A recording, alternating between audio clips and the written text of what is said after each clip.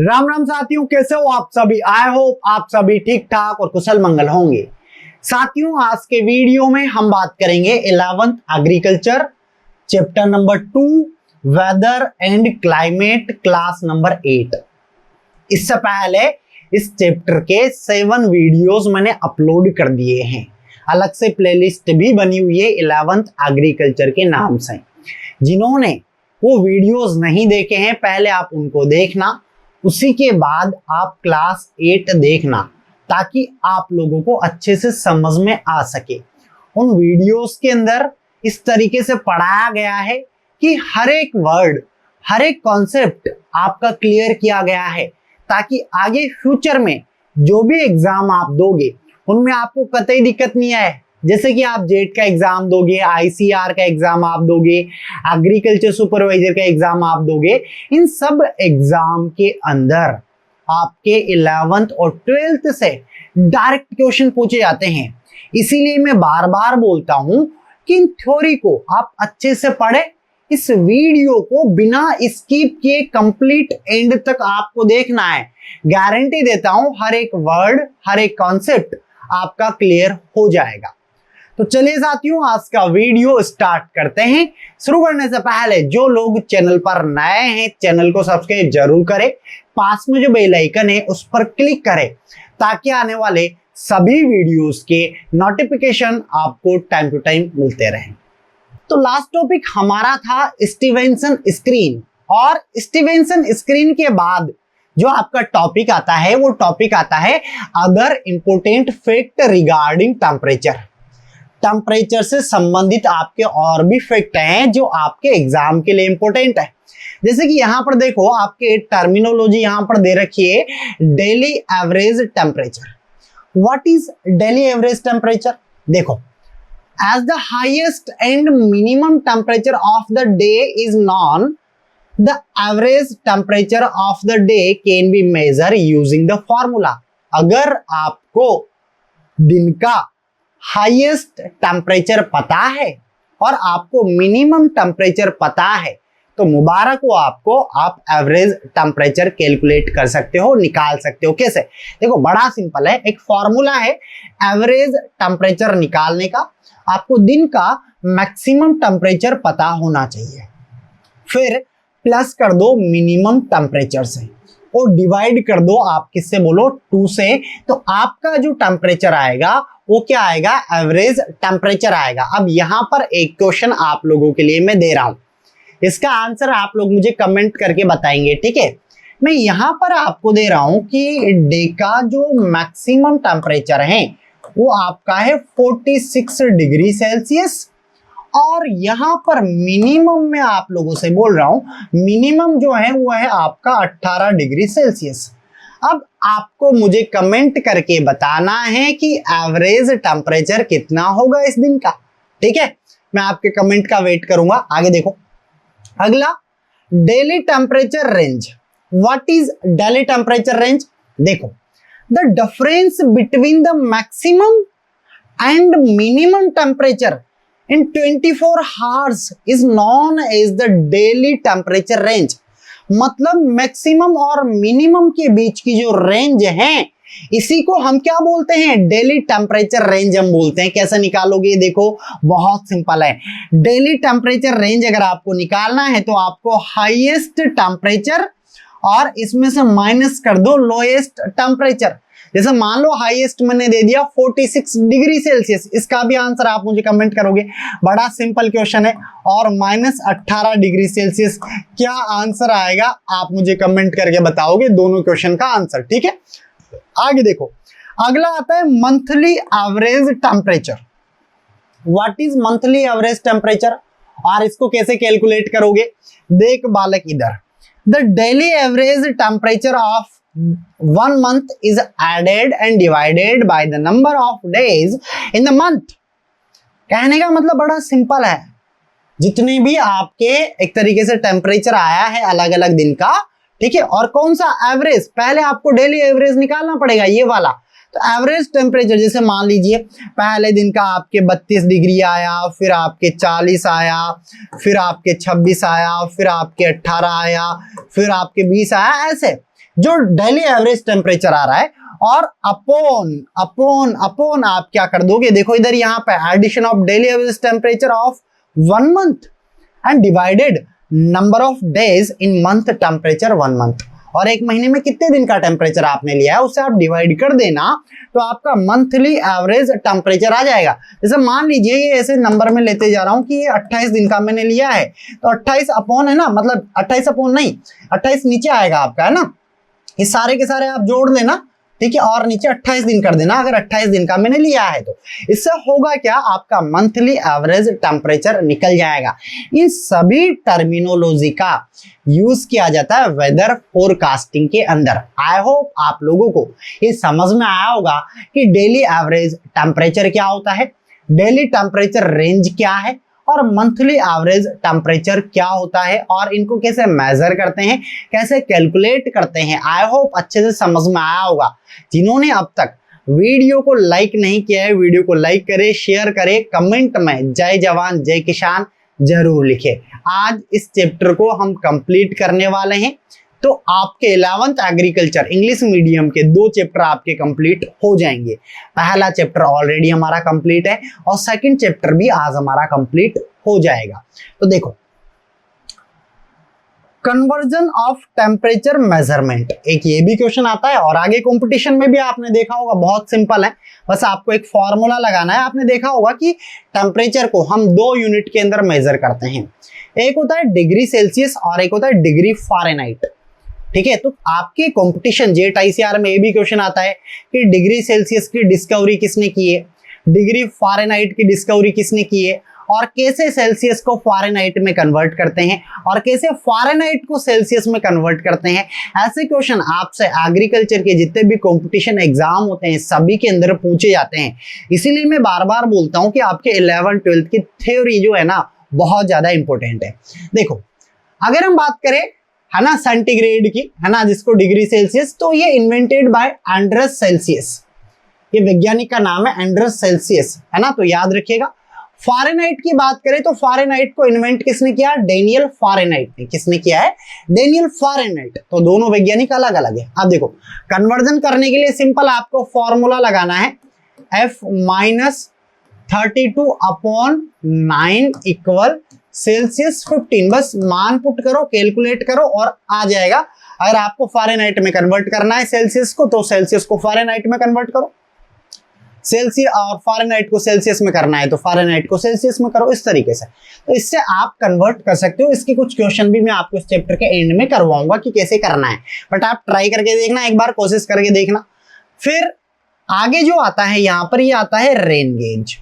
अब आपकी जानकारी के लिए बता देता हूँ, आगे जो भी एग्जाम आप देने वाले हो, जेट, आईसीआर, कृषि पर्यवेक्षक, इन सब परीक्षाओं के अंदर आपके उपकरणों से क्वेश्चन आते हैं कि कौन से इंस्ट्रूमेंट का यूज क्या मेजर करने के लिए किया जाता है। डायरेक्ट ऑप्शन आपको देता है, आपको मैच टाइप क्वेश्चन देता है कि मिलान कीजिए, तो आपको पता होना चाहिए। और इस चैप्टर के अंदर आपके कई सारे, है ना, इंस्ट्रूमेंट मेजरमेंट आपके दे रखे हैं, तो इनको बहुत अच्छे से याद करना, हाईलाइट करना, नोट्स बनाना, बट याद करना है आपको, ठीक है।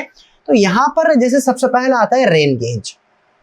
What is rain gauge? देखो सिंपल है, it measure the depth of water express in mm और सेंटीमीटर। भाई कितनी बारिश हो रही है, ठीक है, उसको मिलीमीटर या सेंटीमीटर में आपको ये बताएगा। Obtain from the amount of water that rain fell during a certain time on the surface of the earth। Particular कोई टाइम पीरियड में, ठीक है, धरती पर कितना वाटर गिरा है, ठीक है। हम बोलते ना कि यार आज तो 4 सेंटीमीटर बारिश हुई है, तो उसका मतलब क्या है? उसका मतलब ये है कि सरफेस पे इतना वाटर आ गया, ना तो पानी का इवापोरेशन हुआ है, ना जमीन में वो गया है, ठीक है, कहीं नहीं गया। अगर नॉर्मल सरफेस में हम देखें तो ये वाटर कितनी बरसात हुई है, ये कौन बताता है? रेन गेज बताता है। देखो, the device used to measure the amount of rainfall is called rain gauge. जिस डिवाइस से हम ये मेजर करते हैं कि कितनी बारिश हो रही है, उस डिवाइस को रेन गेज के नाम से हम जानते हैं। देखो, रेन गेज आपके 2 टाइप्स के हैं। पहला आता है ऑर्डिनरी रेन गेज, ठीक है, और एक ऑटोमेटिक वाला रेन गेज आता है। तो पहले हम बात करेंगे ऑर्डिनरी रेन गेज क्या होता है। देखो, it is a hollow cylinder made of metal. एक खाली सिलेंडर होता है खोखलाकार, ठीक है, जो किसका बना होता है, मेटल का। आगे डायग्राम है उसमें भी आपको मैं बताऊंगा। On top of it a modular funnel is, है ना, engaged whose diameter equal to the diameter of the cylinder। नहीं समझे, सिंपल है, यहीं पे बता देता हूं। पहले हमने बात की कि एक खोखला सिलेंडर है, ये क्या है, खोखला सिलेंडर है, और इसके अंदर एक फनल हमने डाली हुई है। फनल मतलब समझ गए ना, आपने देखा होगा ना कीप होती है एक, है ना, आपने घरों में भी देखा होगा ऑयल भरने के लिए। अब इस कीप का डायमीटर मतलब इस फनल का डायमीटर हमारे इस सिलेंडर के डायमीटर के बराबर होना चाहिए। डायमीटर क्या है भाई, ये डायमीटर है, ठीक है, ये आपका क्या है, डायमीटर है। तो अभी बस इतना ही लिखा हुआ है और इतना ही मैंने आपको समझाया। आगे देखो, the receiver bottle is kept inside the cylinder to collect the water. और इसके अंदर एक रिसीवर बॉटल होगी इस तरीके से, जो क्या करेगी, वाटर को कलेक्ट करेगी। समझ पा रहे हो। आगे देखो, rain drop are collected in the bottle through the funnel. Funnel से पानी की बूंदे आएगी और किस में गिरेगी, इसके अंदर, कलेक्टर के अंदर। Thus the water is measured with the help of a graduated cylinder। इस पे लिखा होता है कि कितनी मिलीमीटर या कितना सेंटीमीटर, है ना, बारिश हुई है। जितना पानी भरेगा उतनी आपकी बारिश हुई है। Rainfall in 24 hour is measure in mm और सेंटीमीटर। बारिश को मिलीमीटर और सेंटीमीटर में मेजर करते हैं। For example 20 millimetre rain means that if it fall on the flat ground. अगर 20 मिलीमीटर बारिश हुई है तो अगर फ्लैट सरफेस पे पानी गिरा है, ठीक है, and afterward it is not vaporised, ये वाष्प के रूप में ऊपर नहीं उड़ा है, ठीक है, नॉट एब्जॉर्ब, और ना ही सॉइल ने इसको एब्जॉर्ब किया है, एंड नॉट ड्रेन अवे, और ना ही ये पानी बहा है, then there should be a 20 millimetre thick layer of water on the surface of the earth. अगर अखबार में आप पढ़ते हो, मोबाइल आपको बताता है कि आज 20 मिलीमीटर बारिश हुई है, इसका मतलब इतनी मोटी है ना, जो 20 मिलीमीटर जो होगा इतनी मोटी परत आपके नॉर्मल सरफेस पे बन जाएगी। ना तो पानी वेपर में गया है, ना ही जमीन ने उसको एब्जॉर्ब किया है, ना ही वो ड्रेन हुआ है, उस क्वांटिटी को बता रहा है, ना। तो याद रखिएगा, वेदर फोरकास्टिंग में यही आपको बताया जाता है। आगे देखो, main part of the device, ये मैंने आपको बता दिया कि मेटल का सिलेंडर है, फनल है ना, वाटर हाउसिंग बोतल है, और आपके एक सिलेंडर है अंदर वाला। This tool doesn't directly measure rainfall but it collect water from rainfall and the collected rain water is a measure with the help of the following formula. Formula लगा के आप बता सकते हो, है ना, निकाल सकते हो। जैसे अमाउंट ऑफ रेनफॉल अगर मुझे निकालना है सेंटीमीटर में, तो amount of water collected in the vessel, उस वेसल के अंदर ml के अंदर, है ना, कितना पानी आया है वो, और upon area of funnel in square metre, funnel का क्या एरिया था, इससे आप डिवाइड कर दोगे तो आपके टोटल रेनफॉल निकल के आ जाएगी कि आज कितनी बारिश हुई है। फिर आगे देखो, since a special relationship is maintained between the area of the funnel and calibrated cylinder, the quantity of rainfall can be determined with the help of calibrated cylinder without using the above formula। अगर calibrated cylinder है तो आप इस तरीके से भी पता कर सकते हो, या फिर आप ये फॉर्मूला लगा के मेजर आप कर सकते हो। डायग्राम की बात करें तो डायग्राम मैंने बनाया था, वही डायग्राम है, आप देख लेना। फनल है, रिसीवर है, वाटर रिसीवर बोतल है, आपने देखा भी होगा ऐसा, अगर कहीं पे देखा हो तो बॉडी है, बेस है, इस तरीके से होता है। ये आपका होलो सिलेंडर है, ठीक है, ये आपका मेजर है, और यहाँ पे फनल लगी हुई है, ये डायमीटर इसका बराबर होना चाहिए, और ये आपका मेजरिंग डिवाइस भी लगा हुआ है यहाँ पे, मेजरमेंट। ये देखो यहाँ पे, ये सिंपल सा है, आजकल और भी टेक्नोलॉजी के आने लग गए, इस तरीके से डायरेक्ट आपको बता देगा। अगला था सेल्फ रिकॉर्डिंग रेन गेज, ये एक अलग है, ठीक है, आपको ये वाला याद रखना है, अधिकतर यही आपसे एग्जाम में पूछा जाता है, या नॉर्मल क्वेश्चन आएगा कि अगर ऐसा कौन सा डिवाइस है जिससे मैं रेनफॉल का पता कर सकता हूँ कि बारिश कितनी हुई है। Your answer is rain gauge. This device automatically continuously record the daily और weekly amount of rainfall on a graph paper. एक ग्राफ पेपर पे आपको दिखाता रहेगा कि बारिश क्या चल रही है। It can be detect the total amount of rainfall, total कितनी बारिश हुई है, द इंटेंसिटी ऑफ रेनफॉल, क्या तीव्रता से हुई है, the real time trend of rainfall, real time trend क्या चल रहा है, ठीक है, और इस तरीके का डिवाइस आपने देखा होगा। फिर एक आता है आपके हाइग्रोमीटर। What is hygrometer? कई बार आपके कंपटीशन जेट आईसीआर में क्वेश्चन पूछा गया है, तो ह्यूमिडिटी मेजर करने के लिए हाइग्रोमीटर का यूज हम करते हैं। The device use measure humidity in the atmosphere. अगर एटमॉस्फेयर के अंदर मेरे को ह्यूमिडिटी मेजर करना है तो किसका यूज करूंगा? हाइग्रोमीटर का यूज में करूंगा। ये क्वेश्चन कई बार आया हुआ है, तो वेरी वेरी इंपॉर्टेंट है। Humidity is measure indirectly using hygrometer table and standard vapour pressure table. Hair hygrometer is the most commonly used type where human hair is used as sensitive element. समझ गए ना, इंसान का बाल काम में लिया जाए। Hygrograph instrument is used for automatic and continuous recording for the humidity. और कुछ इस तरीके का हाइग्रोमीटर आपको देखने को मिलेगा, ये आपके 11th की बुक में भी डायग्राम आपको दे रखा है। फिर आता है wind vane. What is wind vane? देखिए यहाँ पे इस चैप्टर के अंदर कई सारे डिवाइस है आपके, मैं बार बार बोल रहा हूँ, मैं तो ये कह रहा हूँ आप एक टेबल बनाना, उस टेबल के अंदर लिखना कौन से डिवाइस का क्या यूज है, बस आपका काम हो गया। एक क्वेश्चन आपका पक्का है आगे फ्यूचर में किसी न किसी एग्जाम में देखने को मिलेगा, यार इनके टेबल बनाना है, नोट्स बनाने हैं, कोई डाउट होता है तो आप लोग कमेंट करो, है ना, आपको अच्छे से बताया जाएगा, डायरेक्ट खोपड़ी खोल के दिमाग में डाल दिया जाएगा। बट आप जब तब हो गए जब आप पूरा फोकस बनाए रखोगे क्लास के अंदर। चलो आगे चलते हैं, बात करते हैं what is wind vane. Wind vane क्या करता है, कई सारे बच्चे कंफ्यूज होते हैं इसमें। देखो, the device that detect the direction of wind, ये स्पीड नहीं बता रहा, ये आपको बता रहा है कि हवा की डायरेक्शन क्या है। हवा साउथ से नॉर्थ चल रही है, नॉर्थ से साउथ चल रही है, ईस्ट से वेस्ट चल रही है, वेस्ट से ईस्ट चल रही है, किधर हवा चल रही है, तो डायरेक्शन कौन बताता है, विंड वेन बताता है। देखो, wind is name according to the windward side, है ना, the direction from which it is blowing, जिधर से हवा चल रही है उसका नाम उधर ही रख दिया गया है ना। फिर देखो example, if wind is blowing from the south, तो हम क्या बोलेंगे कि यार ये साउथर्न विंड है ना, साउथ से चलने वाली हवा है। सिंपल है लॉजिक, मैंने पहले स्टार्टिंग में भी आपको चैप्टर में बताया था। फिर यहाँ पे देखो आपको, जैसे कि a 75 centimetre iron arrow is fix on the straight axis of a wooden plank. एक वुडन प्लैंक है लकड़ी का, ऐसे इस पे एक ये वुडन प्लैंक है और इस पे 75 सेंटीमीटर का एक आपके तीर लगा रखा है। क्या लगा रखा है, एक तीर लगा रखा है, इस तरीके से घूमता है। आगे डायग्राम में आपको मैं बताऊंगा। The arrow moves smoothly and freely with the help of a ball bearing, इसके अंदर बॉल बेयरिंग लगा हुआ है वहां पे।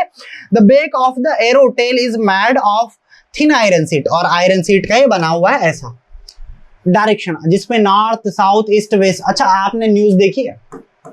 मुझे एक बात बताओ, न्यूज का नाम न्यूज क्यों रखा गया, NEWS क्यों रखा गया, क्या रीजन है? तो इसका लॉजिक ये है कि वो आपको चारों दिशाओं की इंफॉर्मेशन देता है, नॉर्थ ईस्ट वेस्ट साउथ, इसीलिए वो आपका न्यूज है, याद रखना, ठीक है।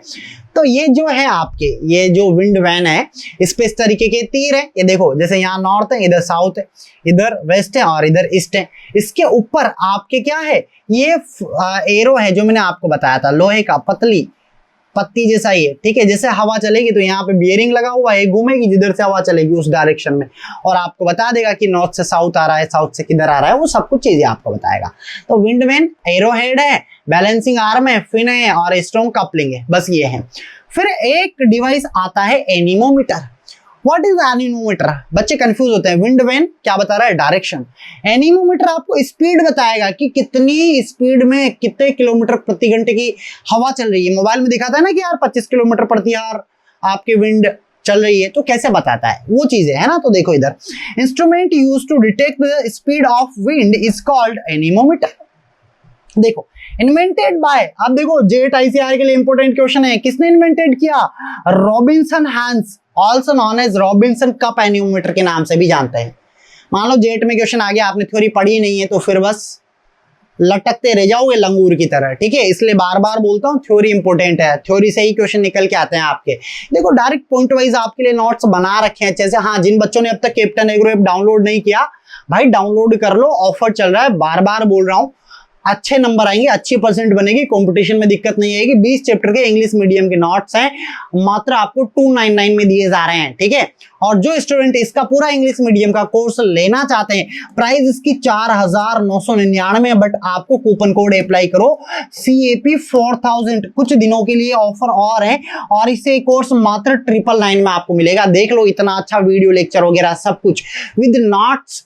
तो देरी किस बात की, download the captain agro app now, नहीं तो बाद में पछताओगे कि यार सर ने प्राइस बढ़ा दिए और हमने कोर्स लिया नहीं है, ठीक है।